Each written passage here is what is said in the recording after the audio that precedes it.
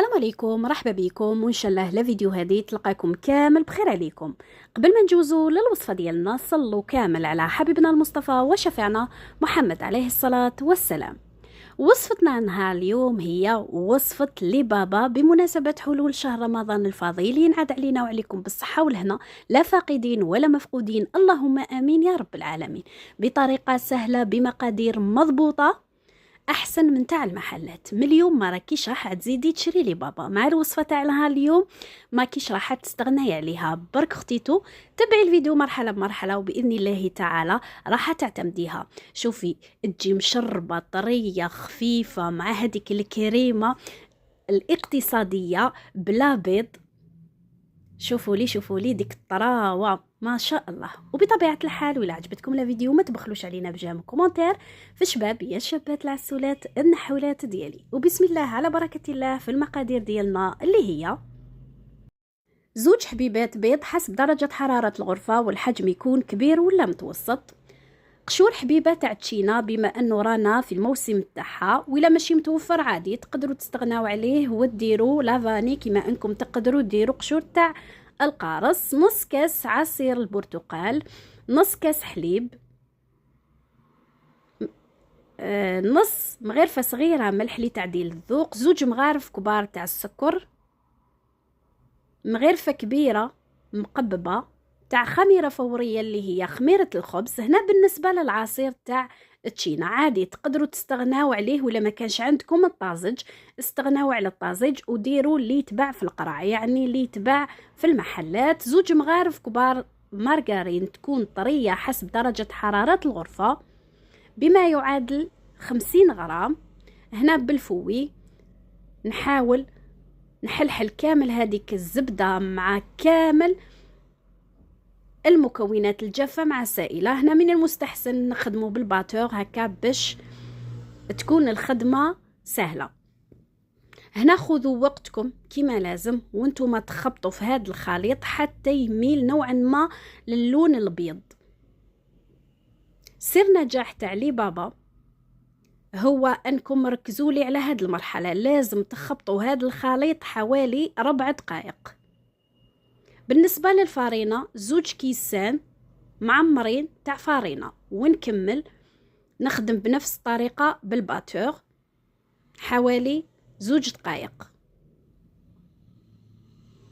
شوفوا القوام تاع وصفة لي بابا كيفاش لازم يكون، ماشي قاصح وماشي اطري، ماشي مطلوق كيما تاع الموسكوتشو. شوفوا ان شاء الله الصورة راهي واضحة.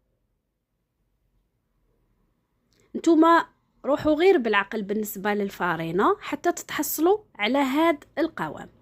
انا درت 2 كيسان، الوصفة فيها يعني 2 كيسان بمقادير مضبوطة، بصح انتي روحي غير بالعقل. الكاس الثاني زيدي غير بدفعات ماشي دفعة واحدة.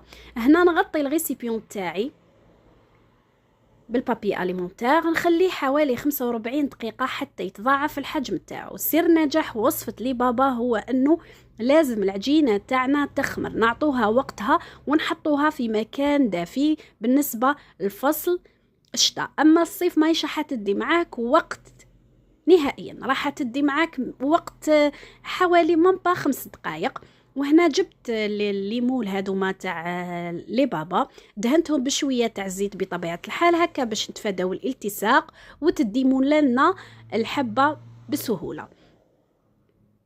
نعمرهم فوق النص شويه باش يجوا فايضين. انا يعني ما عمرتهمش، درتهم غير في النص. نتوما حاولوا انكم تعمروا شويه زياده على اللازم باش هكا يجوا مبنبلين هكا وخارجين شويه على المول تاعكم.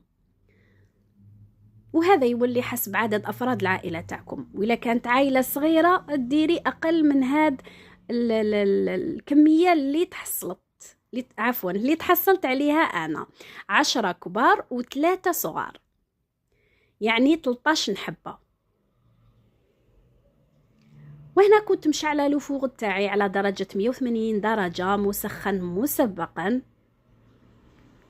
وصفة لي بابا سر النجاح تاعها هو انكم الفوغ تسخنوه بالبيان، تسخنوه بدرجة فوق 200، ومن بعد كي تدخلي لي بابا تاعك والفور تاعك سخون، حطي درجة ل180.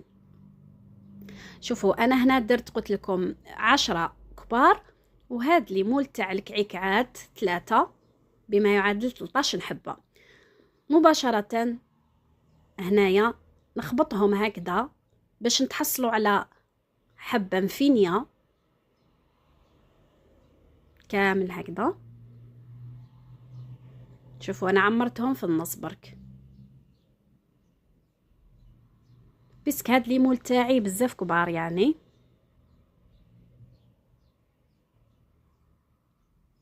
هكذا نخلو لي بابا تاعنا يخمروا حتى يطلعوا الحجم تاعهم، يعني يتضاعف. قلت لكم هنا حط عفوا شعلت الفور تاعي بحوالي 20 دقيقة مسخن مسبقا، ويلا هنحطوا لي بابا تاعنا يطيبوا. بالنسبة للكريمة الاقتصادية البسيطة اللي راح تعتمديها كامل في التحليات ولا حتى في الكيكات تاعك، اللي هي نص لتر الحليب، حوالي 2 مغارف كبار سكر، 3 مغارف كبار مايزينا، و2 مغارف فارينة. وهنا نحلحل الكل مع بعض. نعاود لكم: نص لتر حليب، 2 مغارف كبار سكر، 3 مغارف كبار مايزينا، 2 مغارف فارينة عفوا. نحطوا الخليط اي الكريمة تاعنا على فرن تحت المتوسط مع التحريك المستمر حتى تعقد الكريمة تاعنا، ونجيبوها نفرغوها في غيسيبيون ونغطوها بالبابي فيلم هكذا اون كونتاكت باش ما تتكونش عندنا هذيك القشرة فوقانية، ونحطوها فوق لو بلون دو طرافاي حتى تاخذ نسبة تاع الحرارة تاع الغرفة، ومن بعد ندخلها ليلة كاملة الفريجيدير، سينو خلوها 3 سوايع. هنا لازم الكريمة تبرد وتقساح. بالنسبة للشربات: 2 كيسان ما، كاس معمر سكر،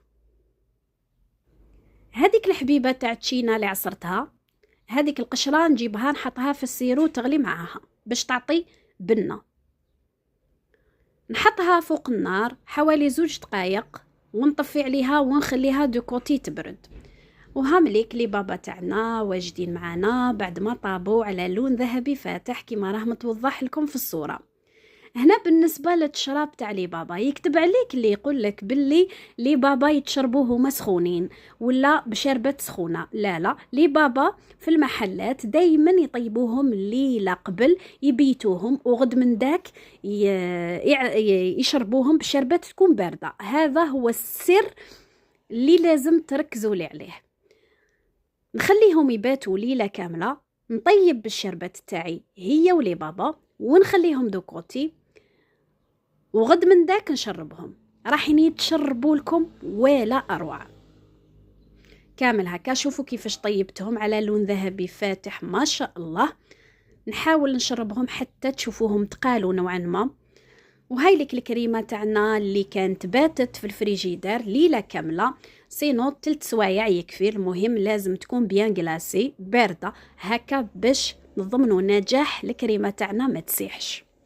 نديرها في الطاس نص كاس عفوا بودرة الشونتي، الاكستري تاع البنان، ونخبطهم كامل اي نطلعهم على شكل كريمة خفيفة بنينة اقتصادية ولا اروع. الكريمة هذه اللي راح تعتمديها في التحليات تاعك في شهر رمضان، اقتصادية مكش كريمة اقتصادية فوقها. والبنة وش نقولكم ما تقدروش تكتشفوها حتى تجربوها، جربيها وردي لي الخبر. شوفوا شدة روحها وجامي لا تسيح. هنا عندي حوالي 4 حبيبات حتى 5 تاع فراز. الفواكه واللي اختيارية حسب المتوفر عندكم، حبيبة بنان ولا 2. المهم حوالي 3 مغارف ولا 2 من هذيك الكريمة. نديرها في الفون نديرها في القاعدة عفوا كامل هكذايا.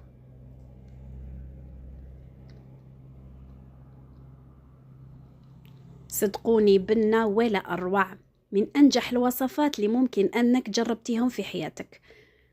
هذيك الكريمه نجيبها كامل ساير داير، عمرتها في لابوش، ونجيب لي بابا تاوعنا بعد ما قطرناهم كامل، لازم يقطروا، ونديرهم بهذه الطريقه، نستفهم كامل، وهذاك الثقب نعمره وندير بالكريمه وردة بهذا الشكل. والتزيين يولي اختياري، انا زينتهم بشويه تاع الفراز وشويه تاع تشينا، الورقه الذهبيه. هاي لك ليكم وصفه لي بابا تاعنا واجده معانا، شهيتكم في الجنه ونعيمها، جواله اروع الشكل بنه وهمه.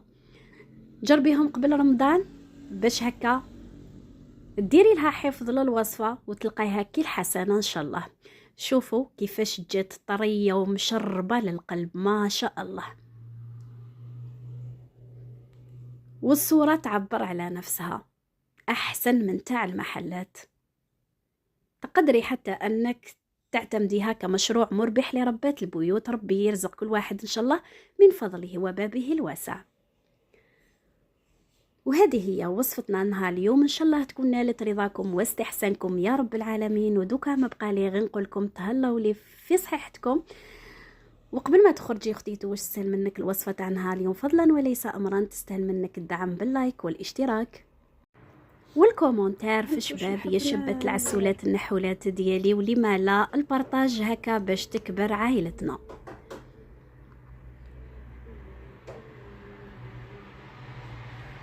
نتلقاو إلى فيديو آخر بحول الله تعالى، أستودعكم بالله الذي لا تضيع ودائعه.